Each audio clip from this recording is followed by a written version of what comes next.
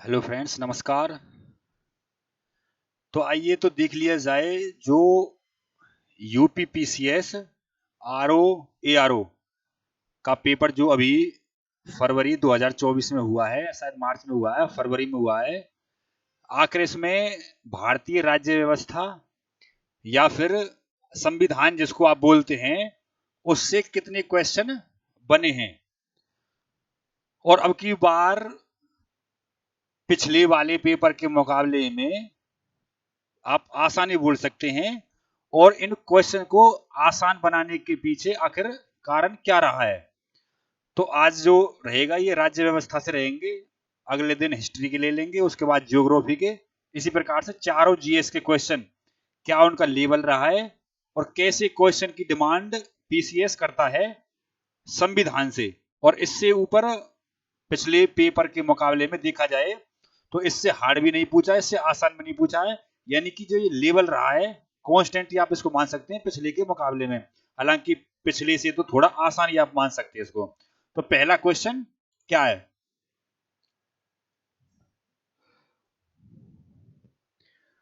पहला, नीचे दिए गए नीचे दो कथन दिए गए हैं जिनमें से एक को अभिकथन ए और दूसरे को कारण आर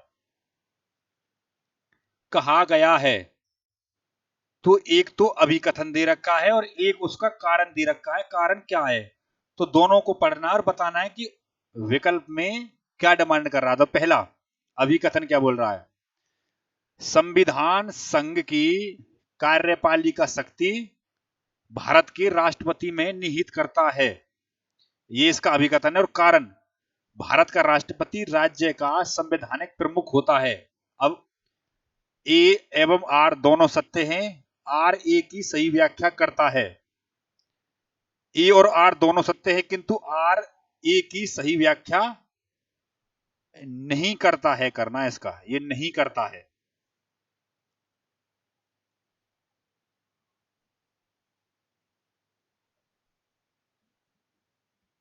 नहीं करता है। या ए सत्य है किंतु आर असत्य है, या फिर आर सत्य है ए असत्य है। देखो, संविधान संघ की कार्यपालिका शक्ति राष्ट्रपति में निहित होती है। ये राष्ट्रपति जब हमने कराया था तो उसमें बता चुके हैं। यानी कि आर्टिकल,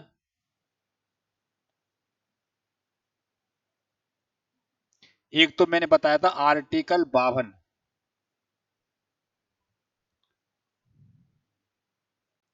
और एक 53। 52 में राष्ट्रपति की पोस्ट आती है और 53 में कार्यपालिका शक्ति राष्ट्रपति में होती है। यानी कि वो प्रमुख होता है।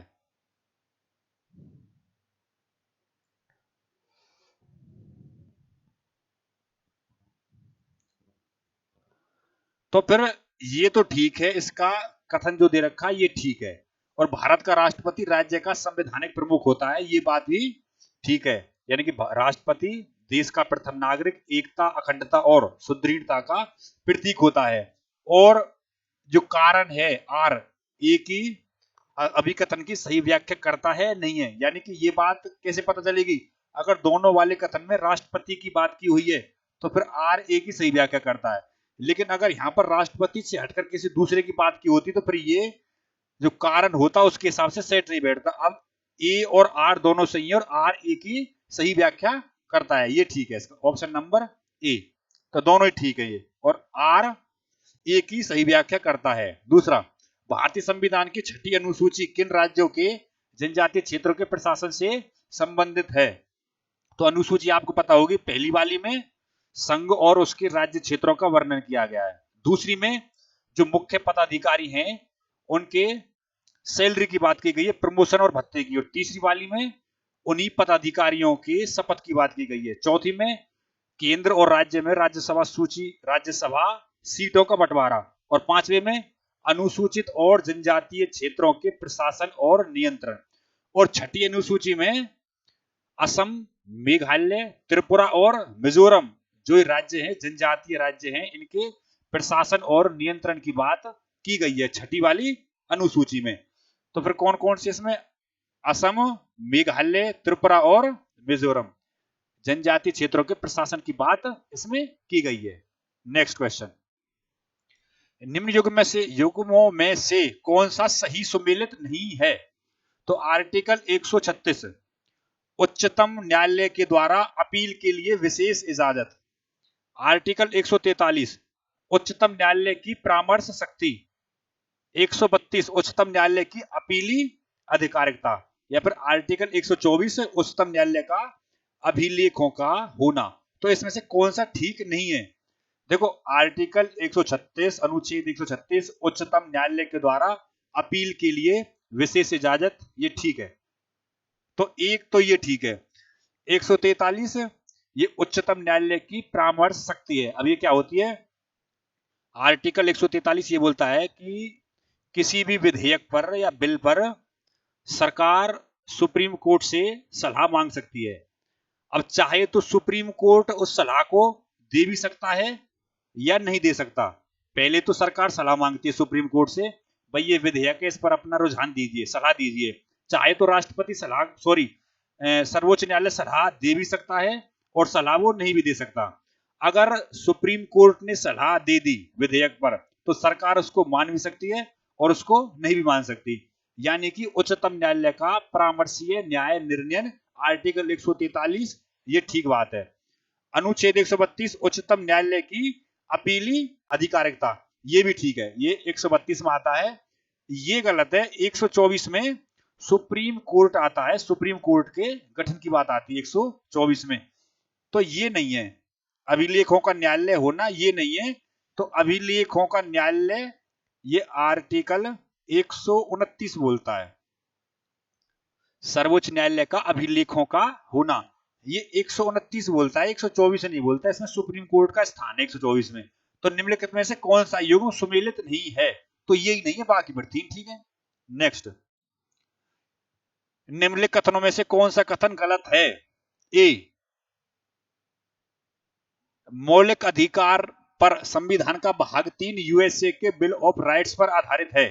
बी, संविधान के अनुच्छेद 21 के अंतर्गत मृत्यु का अधिकार मूलभूत अधिकार है। या भारतीय संविधान एक पूर्ण संघीय संविधान है। और डी दे रखा है कि भारतीय संविधान के अनुसार मूलभूत अधिकारों को हटाया जा सकता है। अब एक एक करके बारी बारी से करते हैं। यानी कि मौलिक अधिकारों को भाग 3 यूएसए से लिया गया है, ठीक बात है, ये यूएसए से लिया गया है। यूएसए से फंडामेंटल राइट्स लिए गए हैं, उपराष्ट्रपति का पद लिया गया है, जुडिशियल रिव्यू लिया गया है, और उसके बाद में प्रस्तावना में हम भारत के लोग, जो ये वाली बात ली गई है, ये यूएसए से ली गई है। तो मौलिक अधिकार यूएसए के बिल ऑफ राइट्स पर आधारित है, ये ठीक बात है। संविधान के अनुच्छेद 21 के अंतर्गत मृत्यु का अधिकार मूलभूत अधिकार है, नहीं, मृत्यु का अधिकार नहीं है। आप मरने की कोशिश नहीं कर सकते, ऐसा ये बोल रहा है। और वो बता रहा है कि उसमें से कौन सा कथन गलत है। तो ये तो गलत है कि मृत्यु का अधिकार मूलभूत अधिकार है, नहीं अधिकार, मर नहीं सकते आप। तो ये गलत है। भारतीय संविधान एक पूर्ण संघीय संविधान है। अगर यहां पर ये पूर्ण नहीं होता तो एक बार बात बन भी सकती थी, लेकिन भारतीय संविधान पूर्ण संघीय संविधान नहीं है, तो ये बात गलत है। भारतीय संविधान के अनुसार मूलभूत अधिकारों को हटाया जा सकता है, सही है गलत? देखो, मूलभूत अधिकारों को हटाया नहीं जा सकता, उसमें कुछ संशोधन किए जा सकते हैं, जिसमें केशवानंद भारती में 1973 में जो वाद आया था उसमें ये क्लियर कर रखा है कि आप चेंजमेंट कर सकते हैं, लेकिन एटलीस्ट बेसिक स्ट्रक्चर को चेंज नहीं कर सकते। थोड़ा चेंजमेंट कर सकते हैं लेकिन हटा नहीं सकते। तो ये भी इसमें शामिल हो जाएगा। तो बी, सी और डी एक सही है, ए नहीं हो सकता। जहां बी, सी और डी है ये गलत है। तो केवल बी, सी और डी ये ठीक है इसका। अगला क्वेश्चन, पंचायती राज के संदर्भ में निम्नलिखित कथनों में से कौन सा सही है? पंचायती समिति और जिला परिषद प्रत्यक्ष निर्वाचित सदस्यों से गठित होते हैं। तो जिला परिषद की जब आप वोट देते हैं तो मेरे हिसाब से तो आप ही वोट करने जाते होंगे, यानी कि वो डायरेक्ट चुनाव है, लेकिन वो निर्वाचित सदस्यों से नहीं चुने जाते हैं, उनको आप डायरेक्ट वोट देते हैं, ठीक है। तो इसमें गलत है कि पंचायत समिति और जिला परिषद के परिषद, हाँ प्रत्यक्ष तो वो चुने जाते हैं लेकिन निर्वाचित सदस्यों के द्वारा नहीं चुने जाते, वो आप ही वोट देते हैं उनको, जो जिला पंचायत होते हैं, जिला परिषद। तो ये इसमें गलत है, ये ठीक नहीं है। दूसरा, पंचायत स्तर चुनाव लड़ने के लिए न्यूनतम आयु 18 वर्ष है ना, 21 वर्ष है, 21 वर्ष लड़ सकते हैं, तो ये भी गलत है और ये भी गलत है। पंचायती राज संस्थाओं का चुनाव राज्य चुनाव आयोग के पर्यवेक्षण में होता है, उसकी निगरानी में, हाँ ये ठीक बात है। पंचायती राज संस्थाओं का चुनाव राज्य चुनाव आयोग के अंडर में होता है, ये ठीक बात है ये, या उपरोक्त में से कोई नहीं ना, ये ठीक है। अगला, भारतीय संविधान की प्रस्तावना में उल्लिखित सही क्रम कौन सा है? तो पहला, पंथ निरपेक्ष, समाजवादी, संपूर्ण प्रभुत्व संपन्न या लोकतंत्रात्मक। अगला, संपूर्ण प्रभुत्व संपन्न, पंथ निरपेक्ष, समाजवादी, लोकतंत्रात्मक।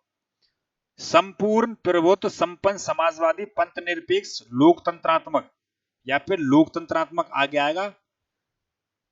प्रस्तावना में हम भारत के लोग भारत को संपूर्ण प्रभुत्व संपन्न, समाजवादी, पंथ निरपेक्ष, लोकतांत्रिक गणराज्य बनाने के लिए हम ऐसी उससे उम्मीद करते हैं। तो संपूर्ण प्रभुत्व संपन्न, समाजवादी, पंथ निरपेक्ष, लोकतांत्रिक गणराज्य बनाने के लिए, तो भाई ये ठीक हो जाएगा प्रश्न, ठीक है। संपूर्ण प्रभुत्व संपन्न, समाजवादी, पंथ निरपेक्ष, लोकतांत्रिक गणराज्य बनाने के लिए, ये बात की गई है। अगला, राज्य की नीति निर्देशक तत्व के संदर्भ में निम्नलिखित कथनों पर विचार कीजिए। राज्य की नीति निर्देशक तत्व डीपीएसपी 36 से 51 भाग 4 में इनका उल्लेख है और आयरलैंड से ये लिए गए हैं। तो ये है कि वे न्यायालय के द्वारा परिवर्तनीय नहीं हैं। अब इसमें सही बताना है, क्या बताना है? तो नीचे दिए गए कूट का प्रयोग करें और सही उत्तर का चयन करें। और दूसरा, कानून निर्माण में इन सिद्धांतों को लागू करना राज्य का कर्तव्य होगा। तो पहली बात तो ये ठीक बात है कि वे न्यायालय के द्वारा परिवर्तनीय नहीं है, कि आप मूलभूत अधिकार के केस में सुप्रीम कोर्ट में जा सकते हैं केस लड़ने के लिए, लेकिन डीपीएसपी के मामले में आप नहीं जा सकते। आर्टिकल 37 इसी बात को बोलता है कि मूल अधिकार तुम्हारा न्यायोचित होते हैं लेकिन डीपीएसपी न्याय उचित नहीं होते हैं। तो ये ठीक बात है, आर्टिकल 37 है ये, अनुच्छेद 37। लोक कानून निर्माण में इन सिद्धांतों को लागू करना राज्य का कर्तव्य होगा, ये भी ठीक बात है। ये राज्य की,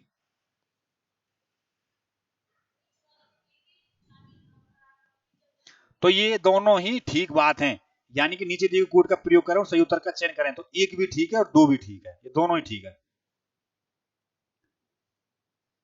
अनुसूचित क्षेत्रों के संदर्भ में निम्नलिखित कथनों पर विचार कीजिए। और नीचे दिए रखा है कि नीचे दिए गए कूट का प्रयोग करें और सही उत्तर का चयन करें। तो पहला, भारत का राष्ट्रपति अनुसूचित क्षेत्रों के अधिसूचित करता है, को अधिसूचित करता है, या फिर अनुसूचित क्षेत्रों वाले राज्यों को जनजातीय सलाहकार परिषद का गठन करना होगा। तो भारत के राष्ट्रपति अनुसूचित क्षेत्रों के अधिसूचित करता है, ये ठीक बात है। अनुसूचित क्षेत्रों वाले राज्यों की जनजातीय सलाहकार परिषद का गठन करना होगा, ये भी ठीक बात है। ये दोनों ही ठीक हैं।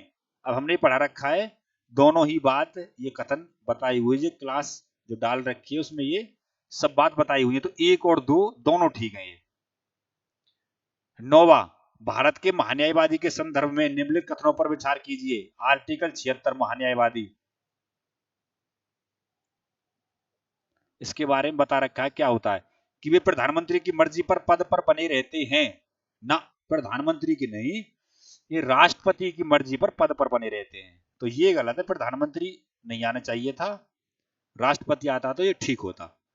तो कथन कथन कौन सा सही है ना, ये तो गलत है। वे संसद सदस्य के विशेषाधिकार के हकदार नहीं होते हैं, हकदार होते हैं, ये नहीं होना, ना होता तो ये ठीक होता। अब ये नहीं आ गया तो अब ये गलत है, तो दोनों ही गलत है ये, एक और दो, ना तो एक सही है ना दो सही है। अगला, निम्नलिखित है ये, निम्नलिखित घटनाओं पर विचार कीजिए। अरे ये तो इकोनॉमिक्स का आ गया। चलो कोई ना, फिर भी देख लीजिए इसको एक बार। निम्नलिखित घटनाओं पर विचार कीजिए। हाँ, ये काल क्रमानुसार लगाना है कि भाई पहले कौन सी चीज आई है और बाद में कौन सी आई है। तो एक काम कर ले, इनको पता पड़ जाए भाई पहले कौन सी चीज आई है। तो बैंकों का राष्ट्रीयकरण का प्रथम चरण ये 1969 में हुआ था। 14 बैंकों का पहले, जिनकी संपत्ति 50 करोड़ थी, उन बैंकों का किया गया था। बैंकों के राष्ट्रीयकरण का दूसरा चरण ये 1980 में हुआ था, जिनकी संपत्ति 20 करोड़ थी। 14 बैंकों का यहाँ हुआ था, 6 बैंकों का 1980 में। ग्रामीण क्षेत्रीय ग्रामीण बैंकों की स्थापना ये 5वीं पंचवर्षीय योजना में हुई थी, 1975 की बात है, जिसमें गरीबी हटाओ का नारा दिया गया था। और नबार्ड की स्थापना ये 1982 में हुई थी। तो पहले कौन सी चीज आई है और बाद में फिर कौन सी आई है। तो पहले आएगा तुम्हारा 1, फिर आएगा तुम्हारा 3, फिर 2 और 4। 1 3 2 4, 1 3 और 2 4, ये इसका ठीक क्रम है। अगला, सूची फर्स्ट को सूची 2 से सुमेलित कीजिए। एक साइड में अनुच्छेद लिख रखे हैं, एक साइड में अनुच्छेदों में क्या प्रावधान है किया गया है।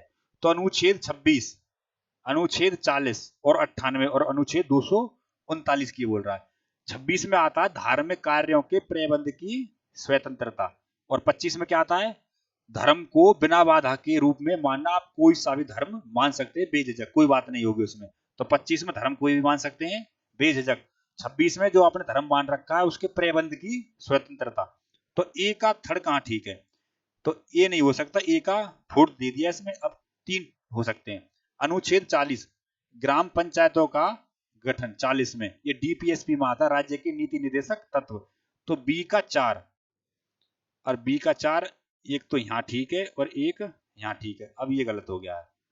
अनुच्छेद 98 में आता है संसद का सचिवालय, यानी कि सी का 2, और जहां सी का 2 वही ठीक है। अब यहाँ सी का पहला आएगा, ये गलत है, तो यही ठीक है इसमें। और अनुच्छेद 239 में आता संघ शासित जो प्रदेश है उनके बारे में प्रावधान, यानी कि 239 से लेकर के और 242 तक जो हमारे संघ राज्य क्षेत्र है उनके प्रावधान की बात की गई है। 241 में जो हमारे यूटी हैं, यूटी के लिए एक न्यायालय होगा, 241 में ये बात की गई है। तो अगला देखते क्या है। ठीक है, इतने ही क्वेश्चन थे ये, शायद 10 से 11 क्वेश्चन है। क्वेश्चन तो और भी आए थे पर लेकिन वो कराए नहीं है, वो आसान ज्यादा थे। तो ये आपका कौन से क्वेश्चन यूपीपीसीएस आरओ में संविधान के आए थे, बाकी कल हिस्ट्री के करा देंगे जो भी कुछ आए हैं। धन्यवाद।